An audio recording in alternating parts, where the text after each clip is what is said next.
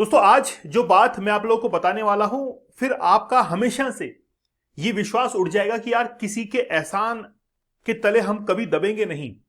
हम हमारे काम को बड़ा कर्तव्य के साथ में करेंगे, रेस्पॉन्सिबिलिटी के साथ में करेंगे और जो हमसे बन पाएगा वैसा हम करेंगे। मैं आज जो कहानी आपको बताने वाला हूं उसमें वाकई में आप लोगों को लगेगा कि यार हमको हमेशा अपनी मेहनत से आगे बढ़ना चाहिए।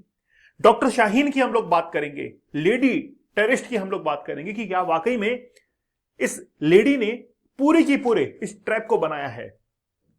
वो टर्की के अंदर जाती है 2022 में और वहां पर फील्डिंग सेट करके आती है डेली 6 के नाम से, द प्लान ऑफ डेली 6।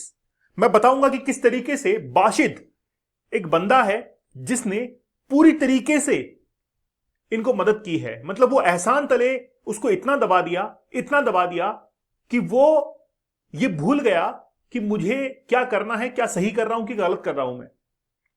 तो चलिए बड़ा विस्तार से बात करेंगे, लेकिन ये डेली 6 का प्लान किस तरीके से बनाया गया और इसको डेली 6 का प्लान क्यों नाम दिया गया वो भी हम लोग बात करेंगे। डॉक्टर मुजम्मिल जो कि अल फलाह यूनिवर्सिटी के अंदर आया, उसने डॉक्टर शाहीन के साथ में मुलाकात की। अब उनको दोनों को आपस में बैठाकर, आमने सामने बैठाकर पूछताछ की जा रही है और जो खुलासे सामने आए हैं बड़ा ही सरप्राइजिंग है।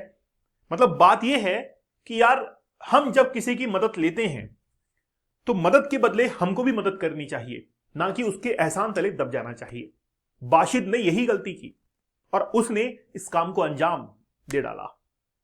हरियाणा का नूह जो कि बड़ा ही एग्रेसिव रहता है, आप लोगों को पता होगा कि अभी रिसेंटली नूह के दंगे भी हुए थे, वहीं पर इन्होंने विस्फोटक जो है वो रखा था और वहां पर भी सेम यही कहानी हुई थी। बड़ा विस्तार से मैं बताऊंगा। तो आप लोग यहां पर देख सकते हैं कि Delhi car blast, madam surgeon emerges as की प्लेयर। अब इन्होंने प्लान किस मिशन से बनाया? D6 मिशन इसको नाम दिया। तो ये जो मैडम सर्जन है, इसी मैडम सर्जन ने पूरी की पूरी इस प्लान को, इस कहानी को अंजाम तक पहुंचाया। बड़ा विस्तार से हम लोग बात करेंगे, लेकिन बात यह है कि ये जो अल फलाह यूनिवर्सिटी है, इसके L3 के अंदर तो रहा करती थी डॉक्टर शाहीन और फिर वहां पर डॉक्टर मुजम्मिल वगैरह ये सब हॉस्टल्स में रहा करते थे, ठीक है। और हॉस्टल में रहते हुए ही इन्होंने पूरा ट्रैप ये बना। हॉस्टल के जो संस्थापक हैं 3 साल तिहाड़ जेल के अंदर रह चुके हैं। इनके भाई को अरेस्ट किया चुका है। हो सकता है कि इनका भाई जो है वो उनके ऊपर भी कोई ना कोई आरोप हो, पूछताछ चल रही है। तो जो खुद फाउंडर अगर 3 साल जेल में रह चुका है तो फिर कहने ही क्या। लेकिन बात यह भी है, हो सकता है कि आज आपको यह बात थोड़ी सी बुरी लगे, लेकिन ये सच्चाई है। आप पढ़िए क्या लिखा हुआ है कि महबूबा बोली कि कश्मीर की परेशानी लाल किले के सामने गूंजी। सरकार का वादा था जम्मू कश्मीर को सुरक्षित होगा और दिल्ली ही खतरे में आ गई। आप समझ सकते हैं कि ये क्या बयान दे रही है कि कश्मीर की परेशानी लाल किले के सामने गूंजी। क्या परेशानी है कश्मीर की, बताइए? क्या दिक्कत है वहां पर? क्या कुछ नहीं किया है कश्मीर के लिए? क्या वहां पर टूरिज्म नहीं किया है? पिछले 5 साल का रिकॉर्ड उठा के देख लीजिएगा कि कश्मीर की जो इकॉनमी टूरिस्ट के कारण जो हाइक पर गई है, आज तक कभी नहीं गई होगी। इंडस्ट्रियल डेवलपमेंट वहां पर किया है और कश्मीर की परेशानी को दूर करने की कोशिश की है। तो क्या वो परेशानी लाल किले के सामने इस तरीके से गूंजेगी? क्या आपका ये बयान जो है ज्यादा कहीं ना कहीं एग्रेसिव तो नहीं है? किस और इशारा है? तो बात यह है कि कश्मीर की परेशानी लाल किले के सामने गूंजी। ये कह रहे कि जम्मू कश्मीर जो है असुरक्षित है, ठीक है। तो वादा किया था सरकार ने कि जम्मू कश्मीर को सुरक्षित करेंगे, लेकिन दिल्ली जो है वो खतरे में आ गई है। तो बात यह है कि जिस तरीके से घर में रहते हुए ही घर का भेदी लंका ढाए, ये कंडीशन आ चुकी है। ऐसे बयान क्यों दिए जा रहे हैं? बात यह है कि जब परेशानी होती तो हम सबको साथ मिलकर चलना चाहिए, यह होना चाहिए ना। चलिए बात करते हैं। पहले तो बात करेंगे मुजम्मिल के बारे में, है ना। मुजम्मिल है, शाहीन, पता नहीं क्या नाम है, सब एक जैसे ही हैं। ये तो सब एक ही डॉक्टर शाहीन जो कि सर्जन है ना। तो ये बताया जा रहा है कि यार इस तरीके से इसने पूरा ट्रैप किया। अब सुनिए क्या कहानी थी। अब एक्चुअली में क्या है कि ये जो डॉक्टर शाहीन है, इसने पूरा का पूरा ये D6 मिशन जो है वो बनाया है। कैसे बनाया कि ये मार्च 2022 के अंदर पहुंची थी टर्की के अंदर। आप देख सकते हैं कि investigators described Shaheen arrested in Faridabad. तो फरीदाबाद का जो मॉड्यूल है इस पूरी तरीके से इसको क्रैक किया गया है और फरीदाबाद का मॉडल खत्म किया गया है कि एसिड टेस्ट सीज किया गया है। डिजिटल एविडेंस को किसके पास में से, शाहीन के पास में से हैंड रिटन डायरीज मिली हैं और हैंड रिटन डायरीज में इस बात का जिक्र था दिल्ली 6 मिशन का। प्लानिंग के नोट्स मिले हैं, now central to case describe a plan for D6, ठीक है, दिसंबर 6 स्ट्राइक, जो कि बाबरी मस्जिद के बारे में। अब देखिए क्या था कि 1992 के अंदर बाबरी मस्जिद ढहाई गई थी 6 दिसंबर को, और ये कह रहे कि उसका बदला लेने के लिए हमने दिल्ली 6 का ये प्लान जो है वो बनाया है। और पेपर पर एक आउटलाइन मिली है डायरी के अंदर, इस पे लिखा हुआ था D6 मिशन। टारगेट लिस्ट के बारे में पूरा का पूरा लिखा हुआ था कि जैसे उमर नबी, जो डॉक्टर अभी हमने फोटोग्राफ दिखाई थी आपको, अहमद गनी, ठीक है, शाहीन, ये सब जो हैं वो बेसिकली जैश ए मोहम्मद को क्या कर रहे थे, सपोर्ट कर रहे थे। अब यहां पर देखिए कुछ लिखा हुआ है, क्या लिखा हुआ है कि the probe has allegedly uncovered 20 lakh hawala channel. इनके पास में 20 लाख रुपए पहुंचे थे, 20 लाख रुपए हवाला के इनके पास में पहुंचे उमर, मुजम्मिल और शाहीन के पास में, और उन्होंने फिर काम करना शुरू कर दिया क्योंकि ये पैसों से ही तो ये कर रहे थे, पैसों के कारण तो ये सब कर रहे थे। अब देखिए इसको क्या कहते हैं, फाइनेंशियल फुटप्रिंट। जब डॉक्टर शाहीन हैं, इसके फाइनेंशियल फुटप्रिंट से निकाले गए तो फिर उनमें यह पता चला कि इन्होंने क्या किया है, हाई वैल्यू ट्रांसफर इनके हुआ है, कैश विड्रॉल्स हुए हैं, अनएक्सप्लेन्ड डिपॉजिट अक्रॉस हर 3, यानी कि 3 तो है कानपुर के अंदर अकाउंट, 2 है लखनऊ के अंदर अकाउंट और 2 है दिल्ली के अंदर अकाउंट, वहां पर पैसा डिपॉजिट हुआ, ठीक है। तो ये जो है फॉरेन फंडेड मॉड्यूल जो है वो चल रहा था, डॉक्टर शाहीन के अकाउंट में ये इतने सारे पैसे जो है वो ट्रांसफर हुए, और ये कहानी बहुत पहले से चल रही थी, आप देख सकते हैं बहुत पहले से चल रही थी। मैं कहानी आपको अपने शब्दों में भी बयां करूंगा। मार्च 2022 के अंदर द मॉड्यूल ट्रेवल, मतलब डॉक्टर शाहीन जो थी वो ट्रेवल करती है टर्की के अंदर for a meeting with ISI। समझ सकते हैं आप, ISI के साथ में टर्की में मीटिंग हो रही है और ब्लास्ट हो रहे हैं दिल्ली के अंदर। अब उकासा, ठीक है, ग्रीन सिग्नल, अब वहां से क्या मिला, ग्रीन सिग्नल मिला, और ग्रीन सिग्नल जैसे मिलता है तो इन्होंने D6 यानी कि दिसंबर 6 के लिए, जो कि बाबरी मस्जिद के लिए प्लान जो है वो करना शुरू कर दिया।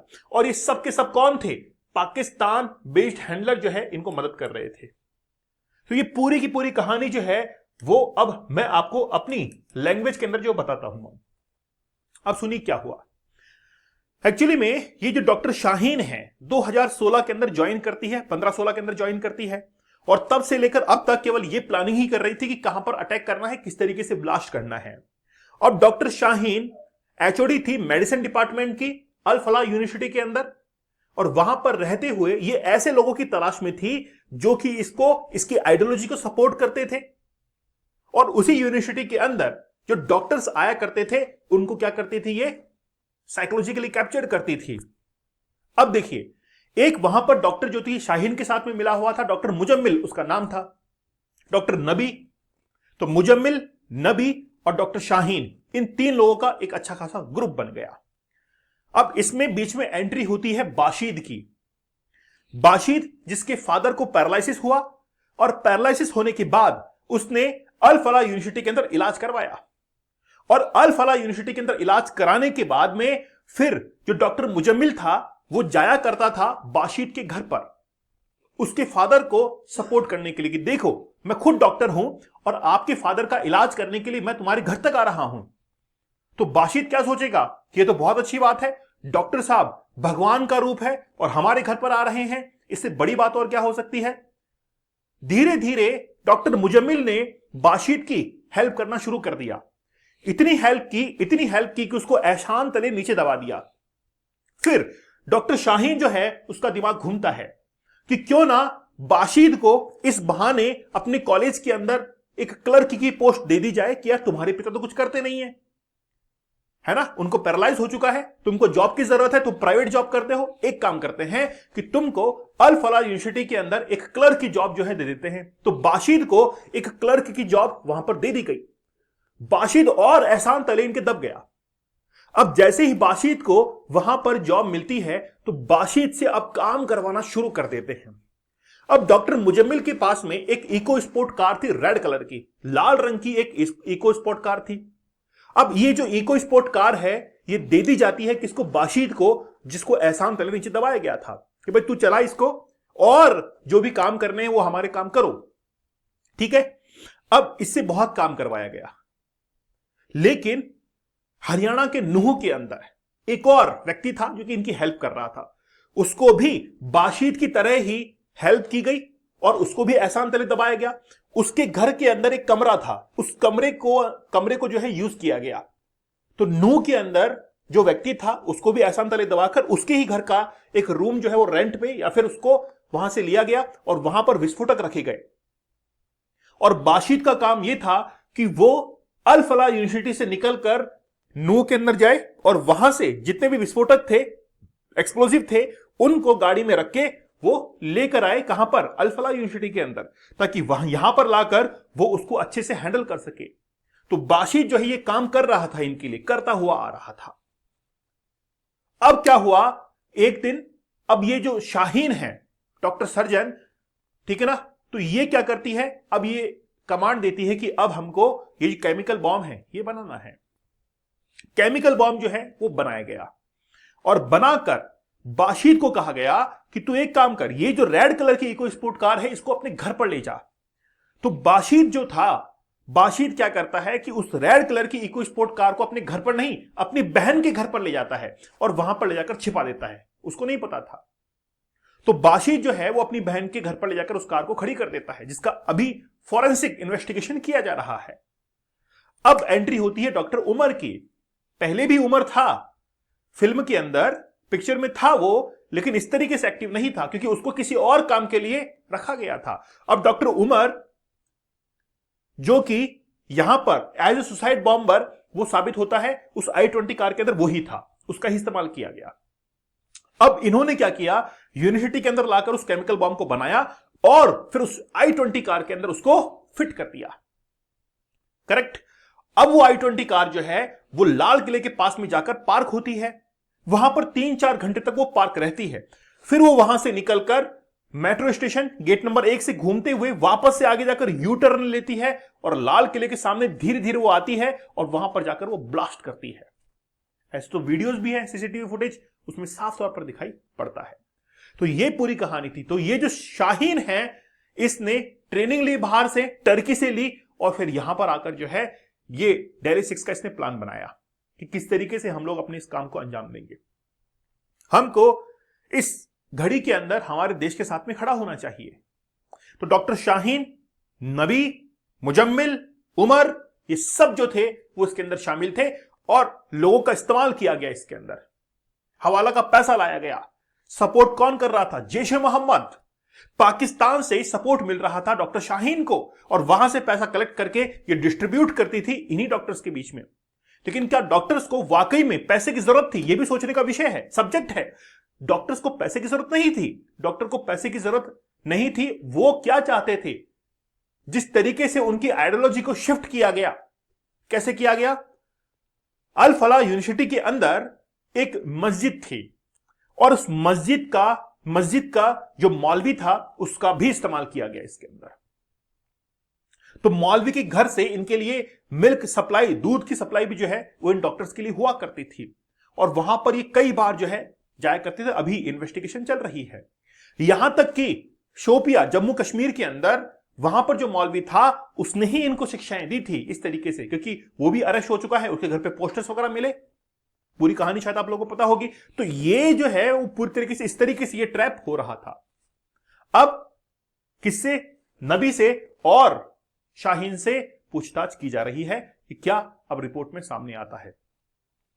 लेकिन बात यह है कि हमारे देश के अंदर जिस तरीके से ये अब ब्लास्ट बढ़ रहे हैं, हमको और थोड़ा सा अवेयर होने की जरूरत है।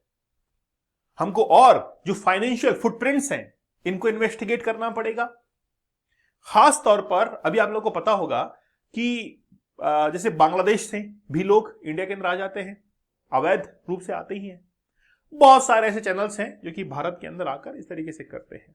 पाकिस्तान सपोर्ट उनको करता है और पाकिस्तान को सपोर्ट कौन करता है? अमेरिका। ये पूरा का पूरा ट्रैप जो है वो बना हुआ है। आई होप मेरी बात जो है वो आप लोगों तक पहुंच चुकी होगी। दोस्तों आप लोग डीप वर्क इस कोर्स को जरूर ज्वाइन कीजिएगा। साथ ही के अंदर 75 डेज का हार्ड चैलेंज या फिर 175 डेज के हार्ड चैलेंज को आप लोग जरूर एक्सेप्ट करना, और इस सेशन को जरूर आप अपने दोस्तों तक शेयर जरूर कीजिएगा। दीपक इंदौर ऑफिशियल ये टेलीग्राम चैनल है, जरूर ज्वाइन कर लीजिएगा। तो मिलते हैं आप लोगों से अगले सेशन के अंदर, तब तक धन्यवाद, थैंक यू, जय हिंद।